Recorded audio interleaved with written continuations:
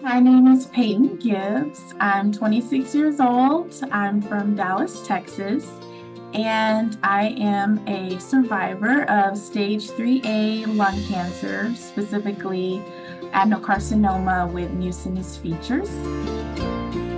I have a husband. We are celebrating our third year wedding anniversary this upcoming September 6th. And we also have a beautiful daughter together. She'll be 1 year old on August 15th. And I just love spending time with my family. My first symptoms were I started having a lot of chronic phlegm or sputum um, in my chest. It was after every time I ate. So it was every day, after every meal. It didn't even have to be a big meal. It could just been a snack, like a piece of fruit, or sometimes it was just even with a drink. I would get like this really big mucus bubble. I could just feel it sitting on my chest. And sometimes whenever I would be eating my dinner or whatever, I would have to stop eating. So because I could feel it just like moving up and down in my chest. So I'd have to go to the restroom and kind of like hawk it up and spit it out. And then I could come back and finish eating. So that would happen. And then also it would be every morning whenever I would wake up, before I could even go to the restroom, I would just feel this big phlegm in my chest. I had to go spit up. So I would do that and it'd be very thick and like a jelly consistency. And it was like yellow and greenish color. And along with that, I had a lot of acid reflux. So I couldn't lay on my right side because if I did, it would just burn so bad and I would wheeze. So when I would lay on my right side, I would wheeze and I would feel that phlegm just moving in my chest. And so, and with the acid reflux, it kind of got really bad to the point where I would wake up in the middle of the night choking on stomach acid. And so it would cause me, I would wake up gasping for air because I couldn't breathe. And so I had kind of just shook it off, like with the phlegm and everything. I thought it was kind of just like, I'm a little out of shape. I don't make the best dietary options with my meals. So I thought, I'm just a little unhealthy, So, but when I started waking up, gasping for air, I was like, okay, maybe I should go to the doctor. So I went to see my primary care physician and I was telling her about the phlegm and the acid reflux. And she told me that the phlegm was probably because of the acid reflux. So she just tried to treat that. She put me on an antacid and she also referred me to a sleep specialist because I was telling her I was waking up gasping for air. And so went to see the sleep doctor. They did a sleep study on me. Results came back that I had like some mild or acute form of sleep apnea. So we talked about treatment, whether I was going to be on a CPAP machine or some sort of dental device. But me and my husband decided not to do that because we found out like a week or two later that we were pregnant. So found out we were pregnant, went back to my primary care physician so that she could confirm it. She did confirm my pregnancy. And at that point, I was like, well, I don't really want to keep taking unnecessary medications if I don't need to. So she agreed it was okay for me to stop taking that antacid that she prescribed for me. But I was still having the acid reflux. I was still having that chronic phlegm every single day after I eat anything. And long story short, the pregnancy was going well until about the end of my second trimester, beginning of my third trimester. I started having really high blood pressure. And my OBGYN, he was just kind of monitoring it, but it continued to escalate. So he diagnosed me with mild preeclampsia. And so he kind of told me, hey, we need to just be watching this a little bit more. So we were, and it just kept getting worse. The blood pressure continued to advance. And at that point, he had diagnosed me with severe preeclampsia. And so I was hospitalized, and I was in the hospital for about a week. They put me on magnesium to get my blood pressure lower, was putting me on like a labetalol, different blood pressure meds, and they were working, they were helping for me. And I was trying to convince him to allow me to go home because I didn't want to be in the hospital any more than I had to. So finally, we were able to get the blood pressure under control. He allowed me to be discharged with the blood pressure meds. So I went home with the blood pressure meds, was taking those, taking my own blood pressure at home.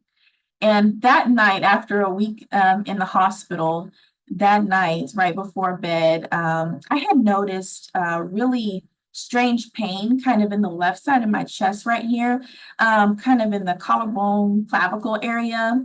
It wasn't anything that was like, oh my gosh, I can't go to sleep. It hurts so bad, but it was something enough to where I mentioned it to my husband. You know, my husband's my best friend. I tell him everything. So I was like, I kind of got this weird pain right here. But I was like, you know what? I'll just sleep on it, wake up, it'll be all right.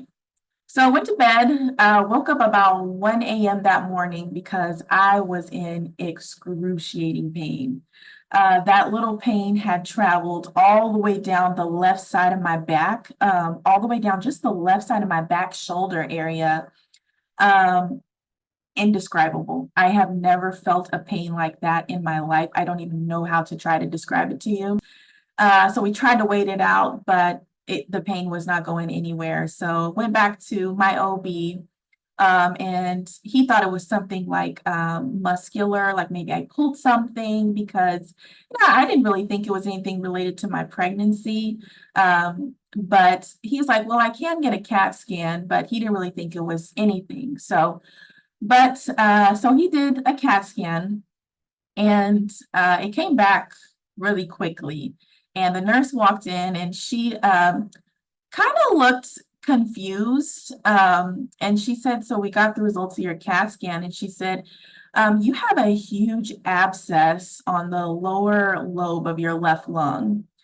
And she said, and your lung is kind of like shrinking. And I was like, okay, what's an abscess?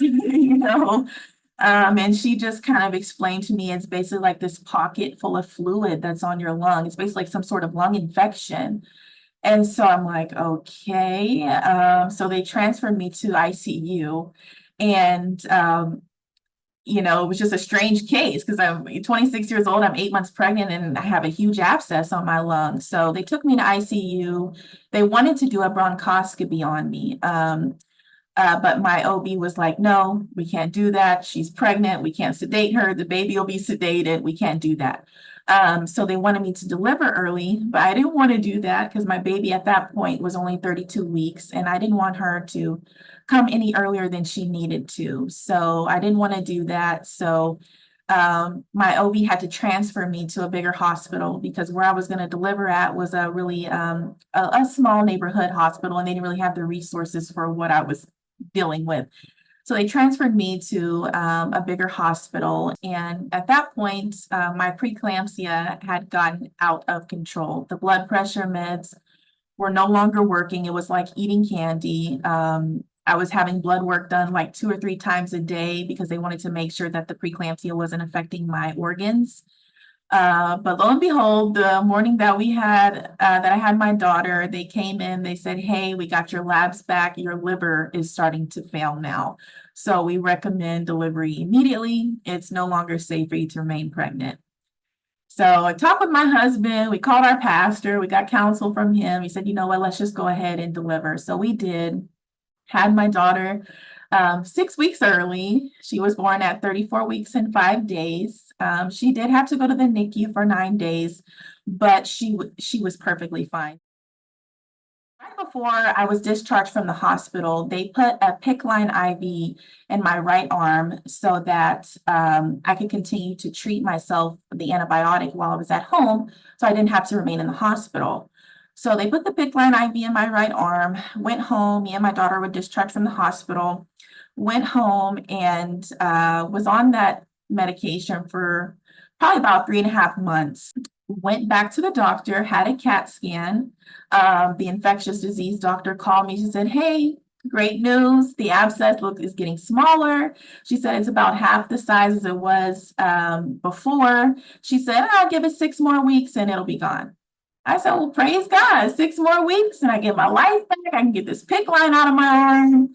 And so 6 weeks went by on the medication. I had another repeat CAT scan and I met with the lung doctor. And this time he said, okay, we need to figure out why the medication isn't working anymore because the abscess didn't really get much smaller. It had only gotten smaller by a couple of millimeters, not centimeters, millimeters. So it barely did anything in 6 weeks.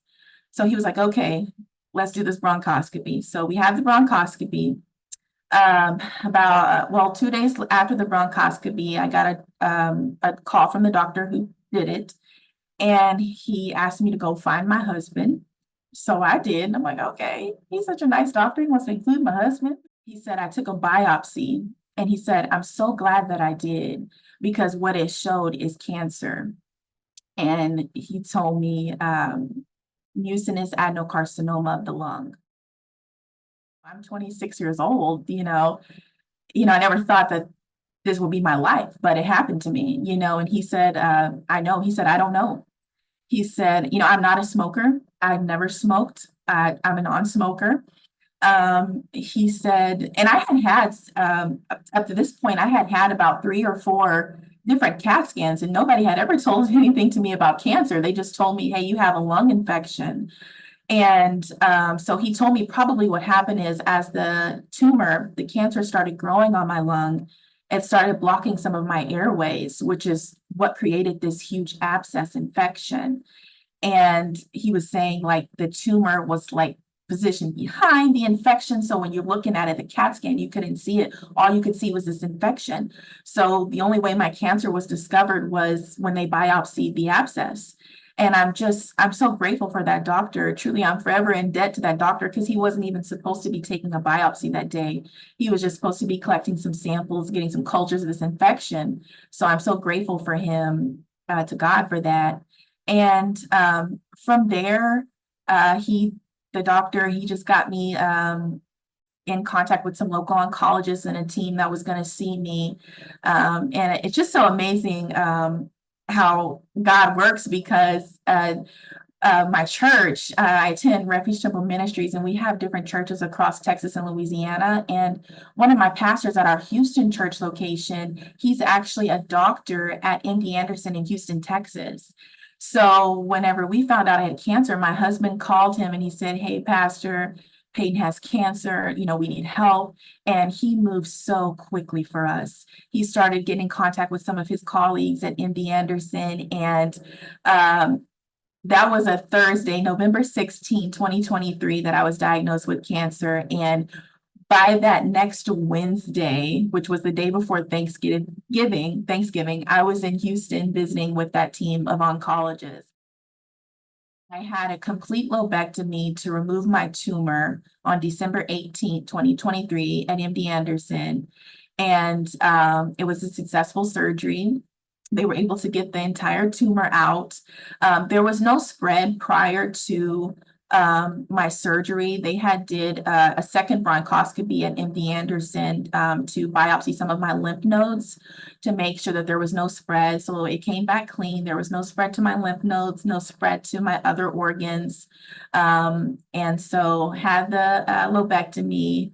It was a great surgery. And prior to getting the tumor out, it was a stage 1A cancer because there was no spread. But once they got the tumor out and they did the pathology on it, it became stage 3A because of how large the tumor was. However, the pathology didn't differentiate how much was tumor and how much was abscess. So was it really stage 1A or stage 3A? I don't know, but ultimately the pathology ruled it a stage 3A tumor. And because it was so large, it was like 7.2 centimeters going one way. My oncologist recommended that I do 4 rounds of chemotherapy. So I didn't want to because I believed that God had healed me. I told God, I prayed, I said, I do not want to enter into 2024 with cancer. And I didn't because I had my tumor removed in December of 2023. But I did go ahead and do the chemo. I listened to the professionals. I got counsel from our pastor, and we went ahead and did it. I started chemo in February of this year, 2024. Right before chemo, my doctor did order a CAT scan to see how everything looked after surgery, pre-chemo. And sure enough, no evidence of disease, cancer-free, but I still did go through with the chemo. I had 4 rounds. I completed my last round in April of this year. As far as symptoms from the chemo, I did not lose my hair. I know that's what everyone wants to know. I did experience some thinning, though. It definitely did thin, but it didn't fall out. I prayed about that too. I said, God, okay, I'll go through the chemo, but let me keep my hair. And I was able to keep my hair. So praise God. And some other side effects I had was extreme fatigue. Oh my goodness, I had no energy. I couldn't really help with my daughter. I couldn't really help around the house. My head felt so heavy, felt like a bowling ball is the best way I can describe it. I was like hot, and I work from home. So when I would get off of work, I would just go lay on the mattress. And the best way I can describe it is I just felt glued to the mattress. I had no energy to move, do anything. I had really bad nausea and vomiting. My doctor did prescribe me nausea meds, but they didn't do anything for me. They just made the constipation worse. The chemo did cause constipation. The nausea meds caused constipation. The constipation was really bad to the point where I had hemorrhoids, which I was dealing with hemorrhoids from my pregnancy anyway. They kind of cleared up, but then when I took chemo, then the hemorrhoids came back. So I was dealing with the hemorrhoids. And also, about my fourth round of chemo, I started having a really excessively dry skin, like really bad. Like when I would be in the shower and washing, like skin would just roll down, and I would get like really dark patches on my face from like where the skin had just really dry. And I'm very light, so you can see all that on my face. So I had just really dry skin as well. For me, survivorship means freedom. It means to be free. I am not going to live my life in fear, wondering, okay, what if the cancer comes back? La la la. Well, if the cancer comes back, then I'll deal with it when the cancer comes back. But as of right now, I'm cancer free. And I'm going to think positive. I'm going to trust and have faith in God that He keeps me free of this disease. And I'm just going to walk in the liberty that God has given me. I'm getting my energy back. I have my energy back. I'm able to move around again. It's amazing.